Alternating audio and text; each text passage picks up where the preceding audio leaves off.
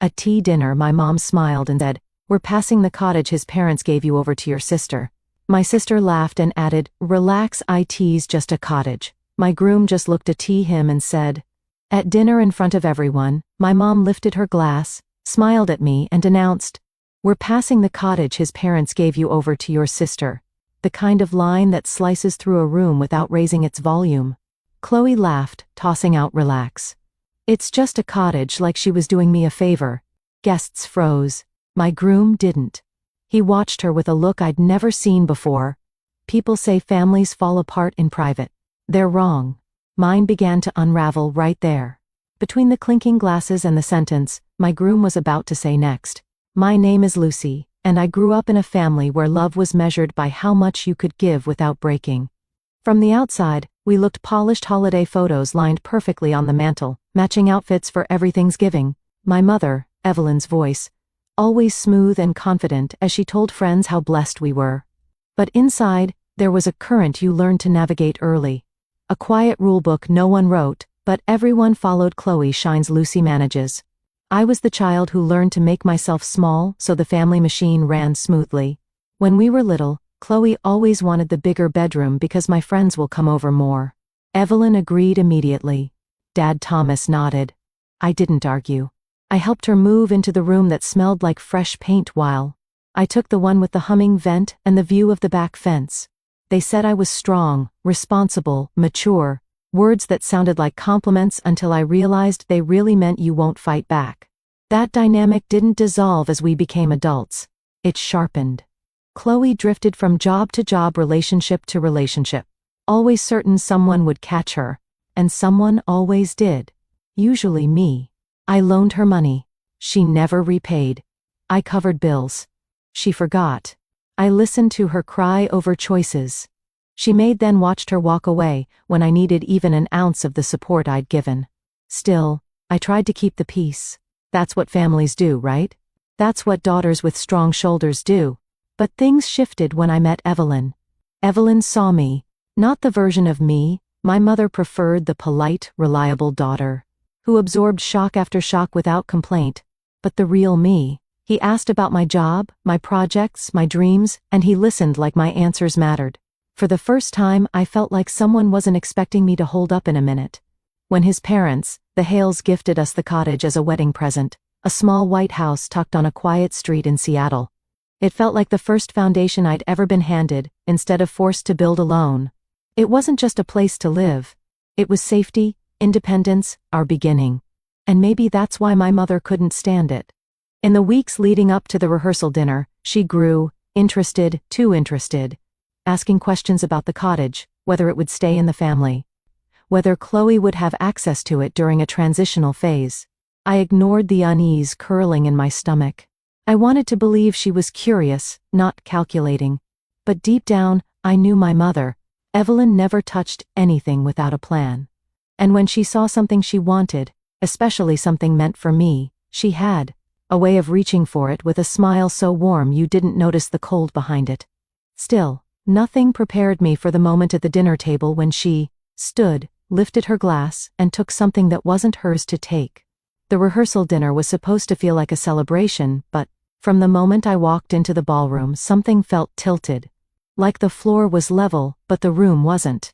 The chandeliers glowed too brightly. The clinking of silverware sounded too sharp, and every smile from my mother looked stretched just a bit too thin, as if she'd spent hours practicing it in the mirror. Chloe was already at the center table, laughing louder than necessary, her hand fluttering dramatically as she told some story about how life was just so chaotic lately. People leaned in sympathetically. She always knew how to paint herself as fragile. I took my seat beside Evelyn, and the second I did, Chloe's eyes flicked to me, quick, assessing like she was checking whether her performance was landing. "Rough day?" she asked, voice dipped in sugar. I forced a small smile. "I'm good." Her grin widened like she knew something I didn't. "Well, you will be." The comment lodged in my chest, unsettling and vague. Before I could respond, my mother swept in, placing a manicured hand on Chloe's shoulder with theatrical affection. "Sweetheart, everything's going to work out beautifully," she said loud enough for nearby guests to hear. It was a performance. I didn't know the script yet, but they clearly did. Throughout dinner, the tension grew in subtle jabs wrapped as politeness. Evelyn complimented the Hales on their generosity to the whole family, emphasizing the last 3 words with a brightness that made my stomach coil. Chloe repeated more than once how she just needed a stable place to get back on her feet. Each time my parents nodded sympathetically. Each time more guests overheard. It was a setup, and I hadn't realized I'd already been cast. My father barely looked at me. He kept sipping his drink, eyes darting to Evelyn as if waiting for cues. The Hales seemed puzzled, whispering to each other, watching the dynamic play out with growing confusion. Evan stayed close hand, occasionally brushing mine under the table, grounding me without saying a word. Then dessert was served, and something shifted inside me like the air thickened just before a storm breaks. Evelyn stood, smoothed the front of her dress, and tapped her glass.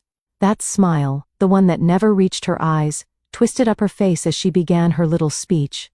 But before the words left her mouth, before the chandelier light caught the rim of her glass, before she dropped the sentence that would crack the night open, I saw it. Chloe leaned back in her chair and smirked. It wasn't a kind smile. It wasn't nervous. It wasn't grateful. It was the look of someone who had already won, and suddenly pieces began fitting together. The questions about the cottage, the sudden interest from my mother, the sympathetic murmurs directed toward Chloe throughout the night. This wasn't spontaneous. It wasn't thoughtless. It was choreographed. Still nothing prepared me for the sound of my sister's laugh after my mother made her announcement. High, delighted, rehearsed. Relax, she said, waving a dismissive hand. It's just a cottage, just a cottage. As if the future I fought for, the boundary I finally built, the stability I never had, was nothing more than a spare object for her convenience. In that moment, the humiliation burned hotter than anger, and beneath it, something older, something I'd carried for years, finally cracked open. This wasn't them being inconsiderate. This was them taking, and expecting me to thank them for it.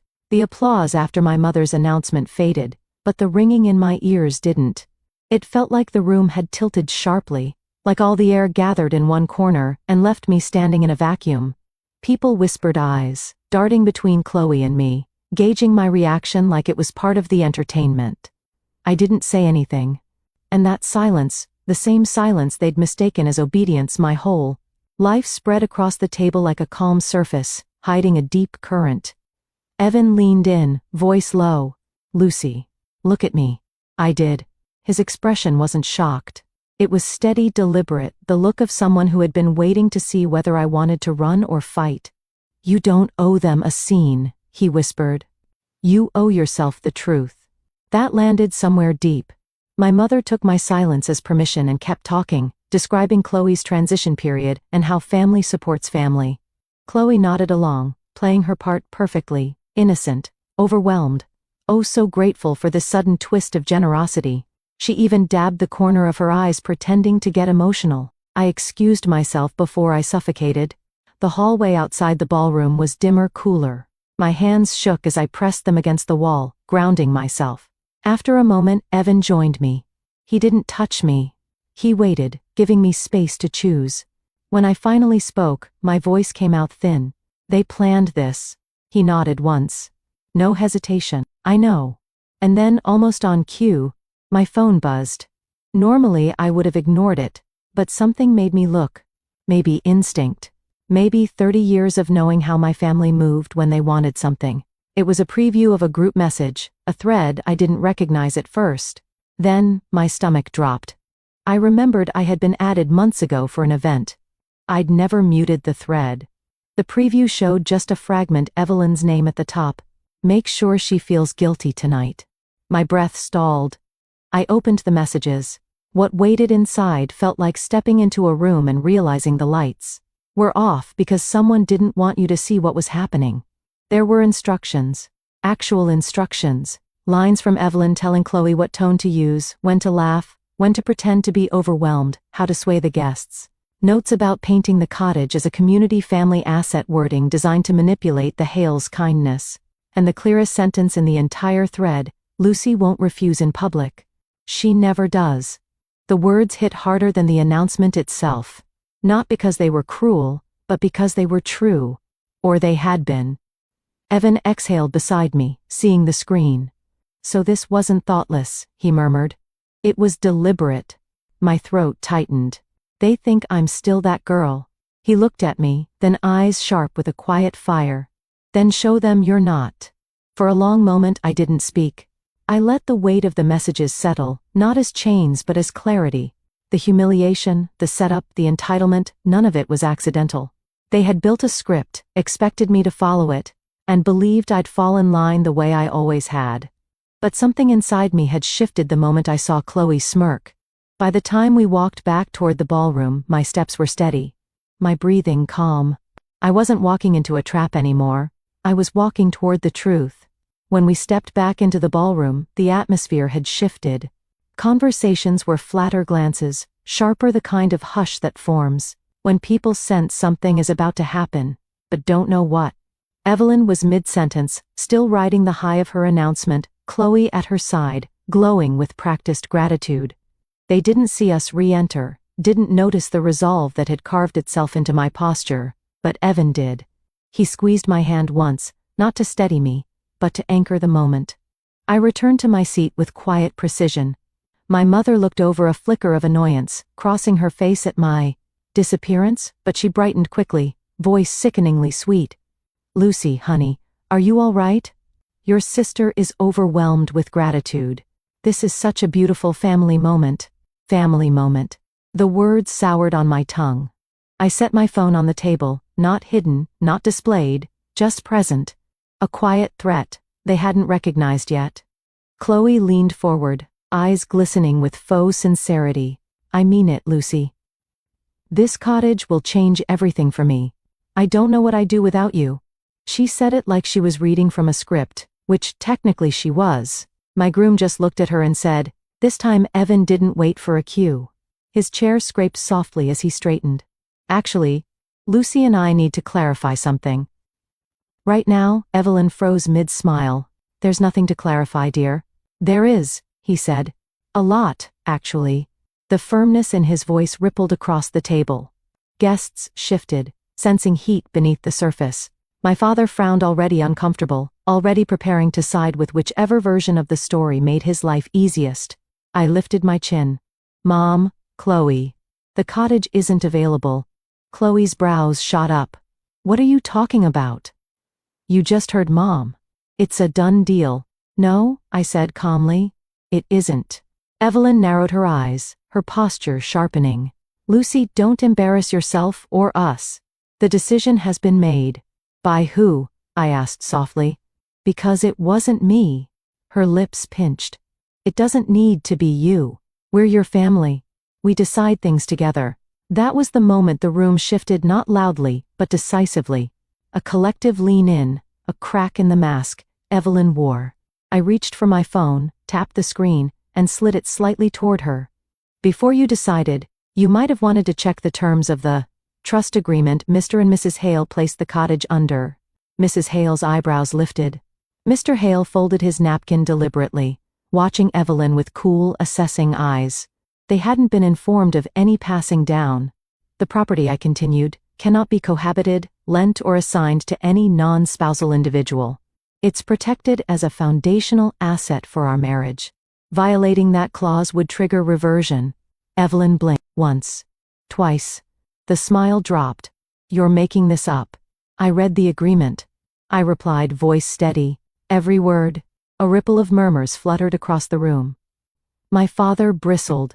Why would they put such a ridiculous restriction? Mr. Hale cut him off. To ensure our gift wasn't misappropriated. A simple sentence. A surgical incision.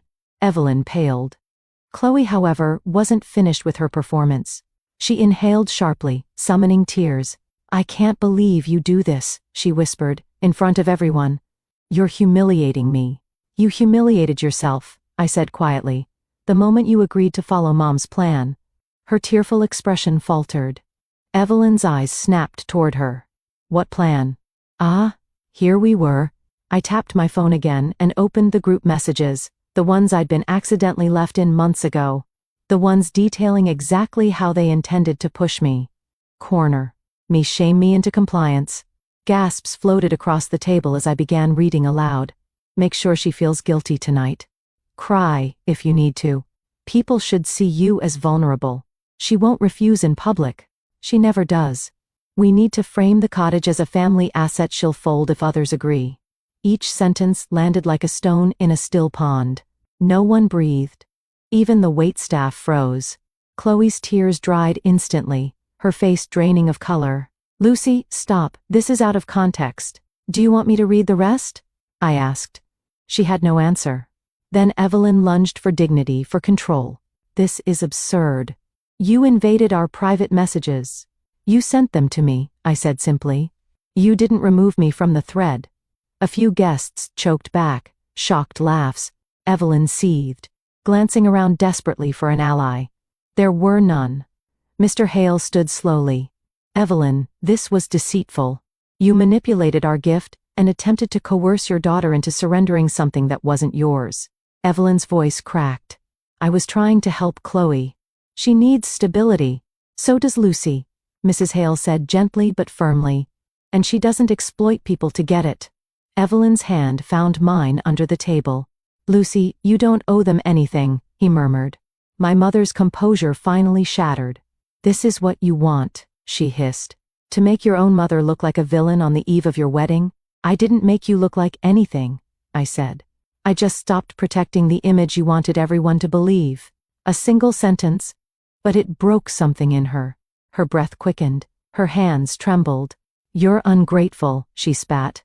After everything I've done, I gave you life, and this is how you repay me. By siding with strangers, strangers didn't teach me that love is a transaction. I replied softly. You did. She recoiled like I'd struck her.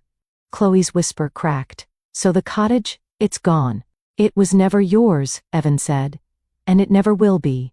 The room had gone silent, not heavy but decisive, like a verdict had been delivered. One by one guest stood. Not dramatically, not angrily, just with quiet disapproval. And as they left, the truth settled around Evelyn and Chloe like dust after a collapse. This wasn't just a confrontation. This was exposure. Evelyn's final attempt at power flickered out right there under the chandelier lights. She sank into her chair, unable to meet my eyes, unable to rebuild the illusion she'd spent years constructing. For the first time in my life, I didn't try to comfort her. I didn't absorb the blame.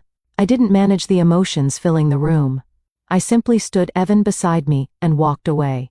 And behind us, my mother's world built on control, guilt, and entitlement finally cracked open. The next morning, the house felt unnaturally still, like the quiet after a long storm finally gives the walls permission to rest.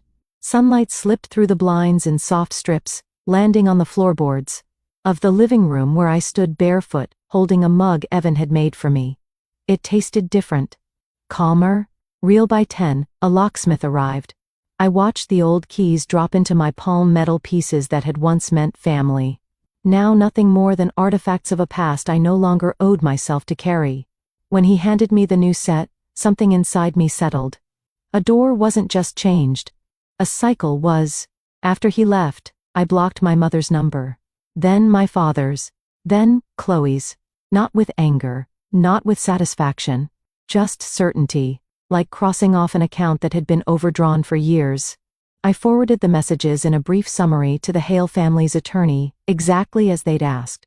Not out of revenge, but out of protection. My protection. Evan found me standing in the doorway, the morning light warming my shoulders. How do you feel? He asked. I took a breath. Steady, clean. Like the house finally belongs to us, I said. 6 months later, as we rolled fresh paint onto the cottage walls, I realized something even deeper. It wasn't the cottage that changed my life. It was choosing who I allowed to cross the threshold. Standing in that finished cottage months later, I understood something I wish I'd learned sooner. Family isn't defined by who shares your blood, but by who respects your boundaries. Walking away wasn't betrayal, it was survival. And choosing myself didn't break my family. It simply revealed the truth about it. If you've ever had to rebuild your life from the inside out, tell me your story in the comments. And don't forget to subscribe for the next one.